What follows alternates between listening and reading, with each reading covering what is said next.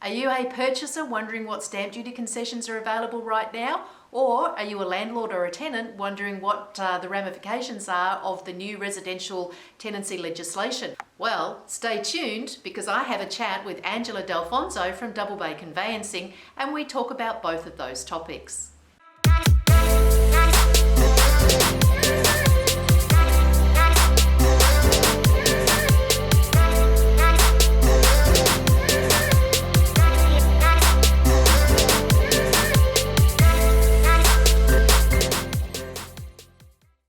Welcome to another episode of On the Couch with McNeill Real Estate. My name is Janet and I'm very happy to once again welcome back Angela Dalfonzo from Double Bay Conveyancing.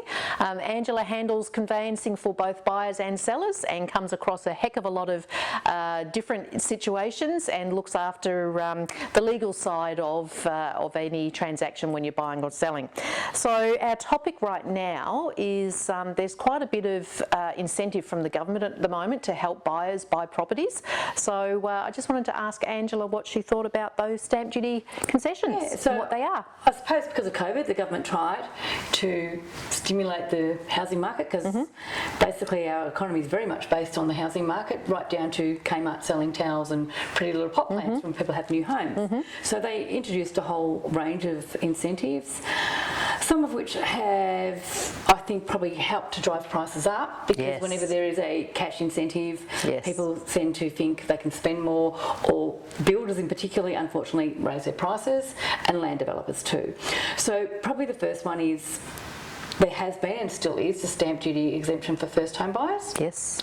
But on top of that, they have done an additional 25% on established homes and 50% on house and land packages. And that's to everyone? Everybody. Everyone. Yes. So anyone of any age? Yeah, up to $1 million. Okay, so that means the purchase price of the property? Below $1 million. Below $1 million? If it's an established home, they'll get a 25% discount. Fantastic. If they're buying land and it's not a land and building contract, which is a few people are coming a little bit unstuck with, they only get the 25% because it does not match the criteria of being a home.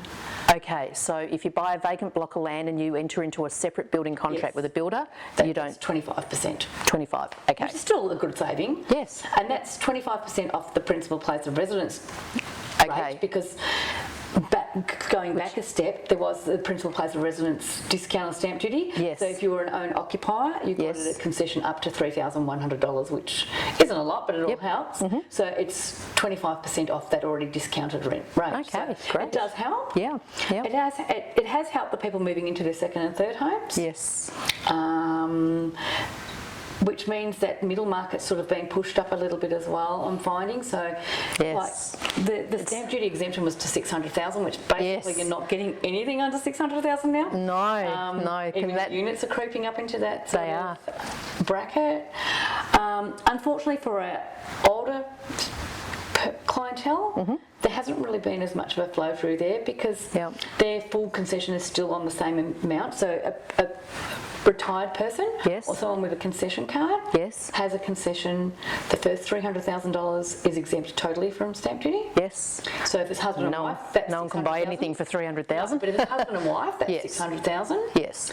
And then it's prorated, actually up to $1.5 million for two people, so $750 each. Yes. But still, they will get some concession on top of that as well. But it has made that middle market slightly dearer. Yep. There still is the $15,000 grant for builders, for building.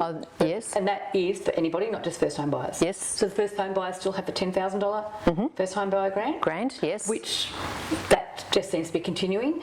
All these others do expire on the 1st of July, so the contract has to be signed by the 30th of June this year. Okay, so anyone wanting to take advantage of the current concessions have to find a house and sign a contract and have it accepted by the vendor? Yes. So the date of the contract has to be the 30th of June. So that's the thing. Yes. So the contract date goes on vendor signing date, not purchaser signing date. Perfect. So if you make an offer and the vendor doesn't accept it for 3 days, it's when the vendor signs it that you're and looking please at. don't ask Yes. your conveyancer or agent to backdate these contracts. No. Because the State Revenue Office are very, very sharp. Yep, highly illegal. Yeah, and highly illegal. Yep. Yes, I'm not prepared to No. no longer be practising. But like the start date was the 25th of November. Yes. And people who had signed Yes. like the 20th of November were asking, and there was a lot going around asking for them to be re-signed. Right. And it unfortunately is fraud. Yes, So, correct. I mean, the government Yep. put these things in to stimulate the current Yes. market. There does appear to be a little overheating, so I can't see it being expanded past the June No. 30 date. No. It's created like a false economy anyway, has. because everyone's got this, and I know certainly from first home buyers, with the mortgage rates low Yes. and all these incentives, they're probably, and their parents are saying to them, look, this is the best time for you to buy a house. There will not be another time as good as this. So they're all rushing to buy their first home, but of course there's hundreds of them, thousands of them. And there's not many houses And they're all on the market. buying, they're all trying to buy the same house. So of course it's the old thing of supply and demand. Yes. There's not many houses on the market, but there's a heck of a lot of buyers, and they're all fighting each other, so they're pushing the price up. And I'm sure we've heard that little comment about this is the time, if you don't do it now you're going to miss out. I'm sure Yes. I've heard that hundreds of Hundreds. times in my 30 odd years of doing conveyancing. Yeah. I mean, I remember when buying our land 30 something years ago, and I thought that was dear. Like, Yes, that's you know, right. In hindsight, everything, no matter what you buy, in hindsight or with years, after time, Oh, yes. it's cheap. And look, the price of property has far outstripped Yes. the wages we're Bennett, earning. yes, yep. It is getting very difficult, and yes, interest rates are low. I think people need to look at that too. Yes. I think the 4-year rate's still quite low. And I mean, my advice probably would be to people when they start putting that 4-year rate up, maybe look at locking in your rate so you get a few years at that lower Yes. rate, because the banks do factor in a few percentage points rise to make Yes. sure of affordability for you.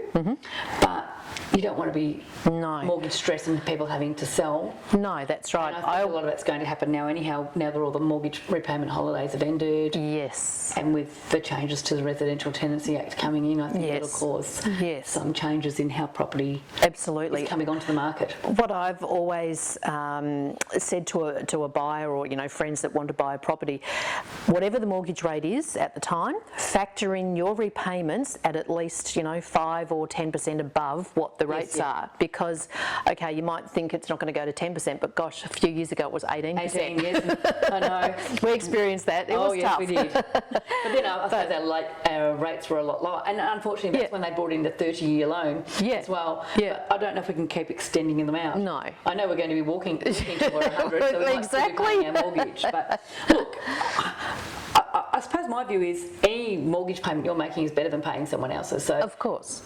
property's always going to grow. Yes. It may not grow in the short term. Yep. It may have a lull where it drops back in price, but you're always going to have that bricks Yep. and mortar there. That's right, It's and not like any it's other tangible. form- You can yes. touch it, It's not like feel any it. form investments like shares, they can just totally crash and be wiped out. Whereas Correct. even if prices drop, you've still got your structure. You still got, that's right, yeah, and over time it'll come back. So we just touched briefly just then on the residential residential tenancy legislation. Yep. That is huge, and it's coming in on the 29th of March. What's your take on that? How do you think that's going to affect? Look, obviously some changes were needed because there's obviously a lot of people who are living in properties that are Yeah, substandard. that are correct. But at the other end, I personally feel tenants are getting a lot more rights, and there'll be landlords who are going, I don't want this gig anymore. Correct. A lot of people go into buying an investment property based on like going to a financial planner or whatever. Yeah. But you do need to be Yes. able to afford that payment if you haven't got a tenant. Yes, that's And I true. think it's this big thing where you're going to find people have had mortgage holidays, no rent coming in. There may be Struggling. on people Yeah. to sell those property now. Yep. I think my major concern, and that's not just for landlords but for any property owner, is the fact that all electrical and gas appliances need to be serviced every 2 years. Yes, so they need to be made safe, so Yes. you need to have They have a to be sparky or a plumber Yeah, you come have in to and have- do a you gotta check. get a compliance check, I suppose. Yes, yep. So, whereas that's a really good idea because of like the You need to provide a safe or whatever house. it is. I feel insurance-wise, if that's not done and your property is to burn down, you may find your Yes. insurance doesn't cover you. So my advice to anyone who's also a property owner would be to get them checked as well. Yes, yeah, great idea. I think it's going to be very important to make sure you have a good property manager. Yes. Because tenants are going to have the rights to paint. Yes, at your Yes. at the landlord's consent. But what concerns me is they pay a bond of, say, $2,000 max. They paint every wall in your house black. Black. I know, that's the colour I'm worried about. And they've also painted themselves, so their Yeah. idea of painting is not that's quite right. It's not mine. professional. Yep. So they then leave and Yes. figure they'll forfeit their bond. Yes. That bond is not going to cover. painting black. No. They're going to be allowed to hang their pictures. Great. I'm happy for them to live Yep. in my home. Yeah. And have it, but I also need the protection. If they've put holes in every wall, Yeah. the bond Someone is has not to pay. going to cover that. Correct. And the other thing, coming back to things like the painting of the walls,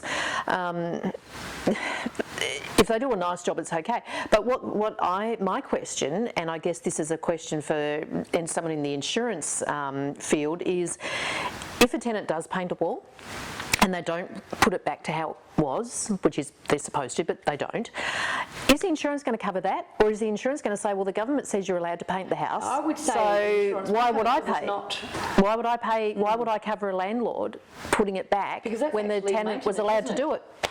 I would say they'd look at painting as maintenance, not as a damage. It's going to open a whole minefield of Can of things worms. like that. And it's the Yep. same as your smoke detectors, you've got to have them serviced Yes. as well now. Yes. Yep. They're every 12 months. Yes. Which is something that was, meant to be done, but I guess not I thought you everyone's just done changed it. your batteries, so No.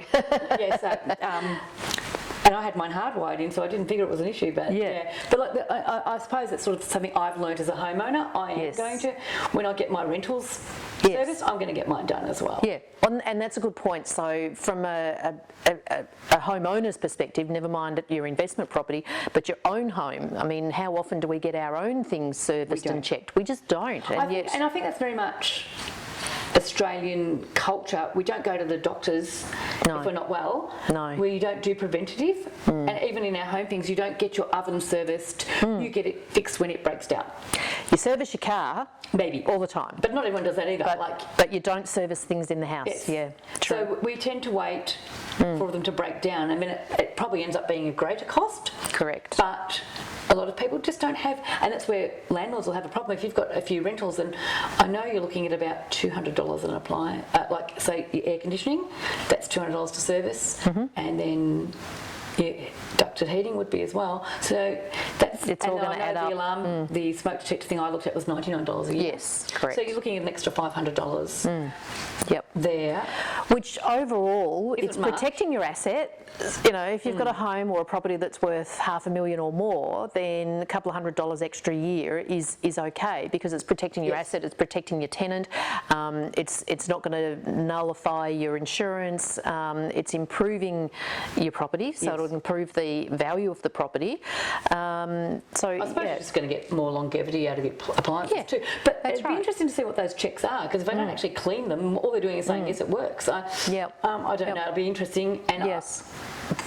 make sure you get someone reputable, because I wonder how many people are going to start up, like, the Cleaner Us or something for one of the name, and they've got no actual qualifications. Yeah, look, my understanding is that you need to get a certificate of compliance, and it has to be done from a registered tradesperson. Which is fair enough. Yeah, yeah. And I suppose that goes back to having your proper building and pest inspection done when you purchase and all that. It's all interlinking in, and I think it's becoming more that the consumer has to be aware. Yes. And the liability is switching to you instead of just somebody else. Yes. Yep. And I'd hate to see anyone that was a client of ours losing out on an insurance claim because they hadn't had that done. Or That's right. Even on your own property, but Yep. Yep, it's very much into safety for the resident as well as maintenance on the property. I mean, you see a lot of rental properties, and you look at it, you go, well, yeah, that's a rental, because it looks like the house is falling down around the ears of the person living there. It's not their fault, but their landlord is one of those people who just will not spend any money on the property, which is a false economy. It really is. At the moment where the shower base is cracked and he filled it up with some putty. Oh. You know, it's, Yep. And that hasn't solved the problem because No. you're still going to get water, and in fact it's going to be even worse. ruin your subfloor. But Yep, that's right. people's, It'll be a bigger But that's repair. where, once again, people who are being landlords, you have to have some extra cash behind you. You do. You can't think your tenant Yes. is going to pay for everything for you. No, that's true. And you know that's going to cover your mortgage, it's going to cover your rates. It's not going to. It's an investment, but you have to be able to maintain it and persevere with it being empty, really.